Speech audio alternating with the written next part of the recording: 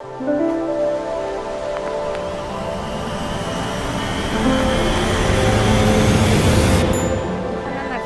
te va, o sea, claro que va a ir manipulando el medio y el entorno y te va dejando sin recursos, ¿no?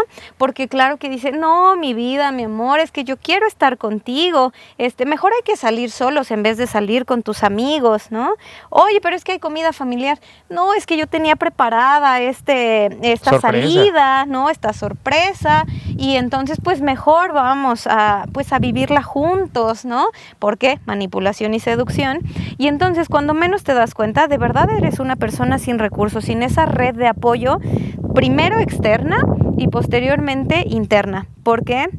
La interna ya se complementa también pues de esas actividades que tú haces, ¿no? Como ir a hacer ejercicio, como la clase de no sé qué, como los estudios, como incluso el trabajo, ¿no?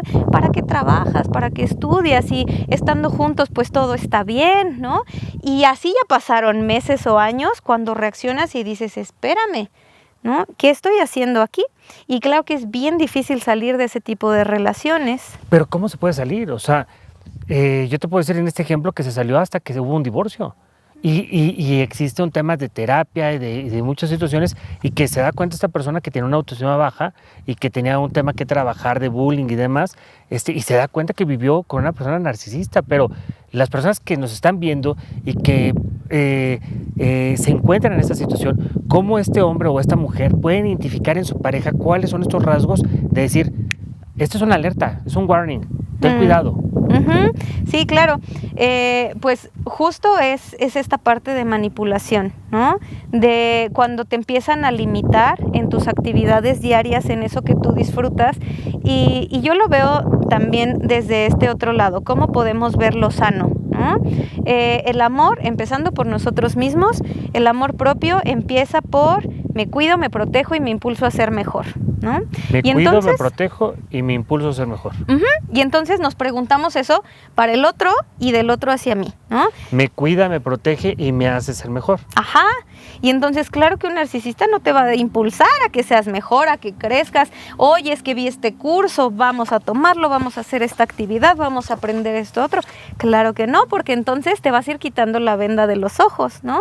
Y entonces, pues así es como nos damos cuenta de que nos están manipulando. Y la otra pregunta que para mí fue clave y ha sido clave para los pacientes es justo esa que mencionábamos hace rato. ¿Cuántas veces en una discusión el otro acepta que esté equivocado? ¿No? Pero a veces, desafortunadamente, en el contexto social en el que nos encontramos, en la cultura mexicana y en la cultura latina, normalmente el hombre no entramos en discusión, ¿no? Ese es un rasgo, en un común denominador en el que dices tú, híjole, vengo cansado del trabajo, tuve X día, vengo a jugar con los niños, o X y Y, ¿no? Y no quieres discutir, ¿no? O sea, a veces dices tú, prefiero ceder a tener la razón, ¿no? Y no te das cuenta que estás realmente en un proceso en este círculo vicioso de una relación tóxica con una persona narcisista. No es fácil. Y entonces aquí viene un ciclo importante que se llama el ciclo de la luna de miel. Y entonces es un ciclo de violencia que es importante también cuando lo empezamos a detectar, en donde aparentemente estamos bien. Y digo aparentemente porque la realidad es que no estamos bien, ¿no? Después sucede algo, una discusión, nos decimos de cosas, etcétera, y luego viene la otra persona y te baja la luna y las estrellas. Mira, es que mejor, pues vamos a echarle ganas, todo va a estar bien, yo voy a cambiar. Y yo siempre les pregunto, ¿y cómo va a cambiar si no va a terapia, no? No hay forma, ¿no? O no una que yo conozca hasta ahora, ¿no? Si no hay terapia, no entiendo cómo se da el cambio. Pero antes de la terapia, Ale, disculpa que te interrumpa, yo creo que lo más importante es identificar nuestros errores. Si una persona o nosotros como personas no reconocemos nuestros errores, ¿qué vas a trabajar? O sea, porque ¿cuántas personas tú has tenido como pacientes que vienen y dices tú, bueno, ¿y para qué vienes? Si no me estás diciendo cuál es tu problema, no lo estás reconociendo. Porque tal vez el terapeuta lo está diciendo, pues el problema de este hombre o de esta mujer es tal. Pero si ese hombre y esa mujer no se abren realmente y no dicen cuál es su problemática, pues ¿de qué va a servir la terapia? Sí, Y ahorita retomo justo eso. Déjenme, les digo el último punto de acá del ciclo de la luna de miel, porque si no se me va. Ya que el otro nos baja la luna y las estrellas, y nosotros cedemos, y entonces se cierra este ciclo teniendo relaciones sexuales, ¿no? Y entonces, otra vez, aparentemente todo está bien. Y se repite, y se repite, y se repite, hasta que alguno de los dos justamente se da cuenta de, espérame, esto no está bien. Incluso es un ciclo tan preciso que claro que yo lo reconocí en mí, ¿no?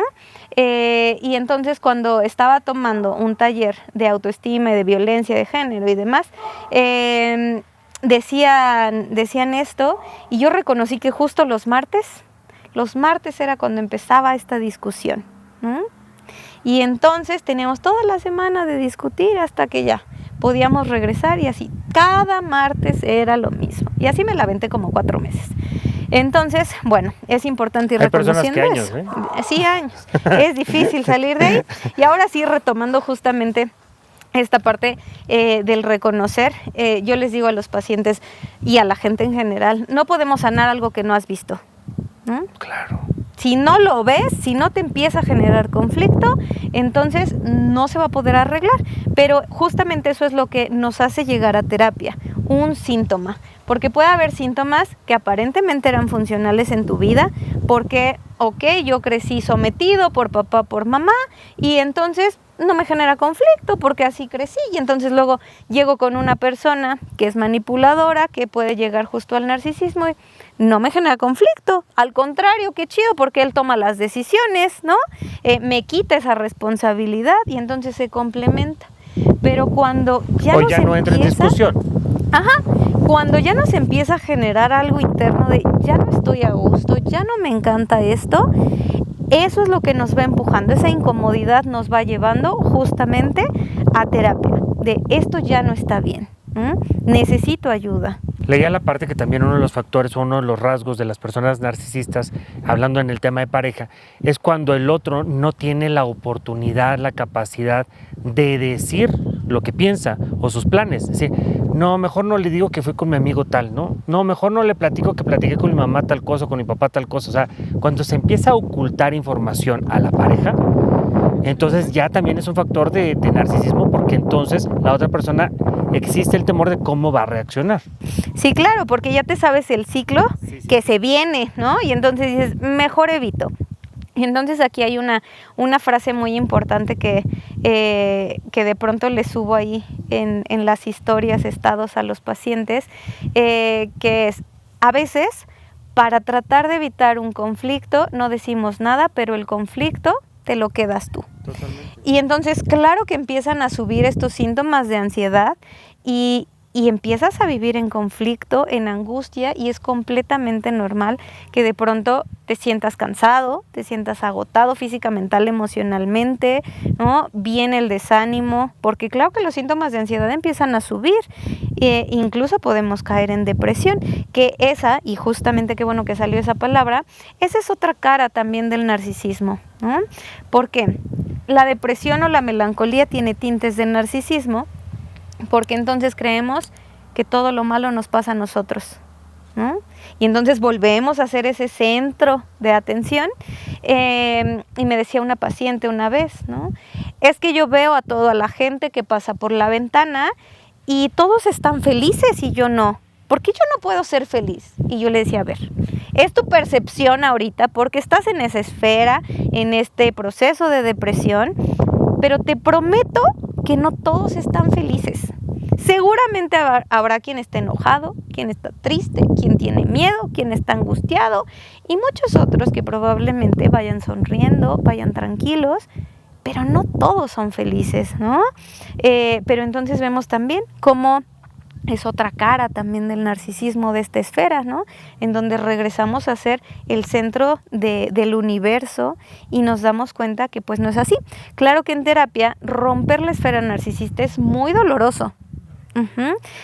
Una esfera narcisista se empieza a fracturar cuando nos vamos dando cuenta y vamos reconociendo que sí, yo también la regué, yo también me equivoqué en esto, esto y esto, y entonces yo también tengo que hacer cambios y asumo mi responsabilidad. Pero es muy, muy, muy doloroso.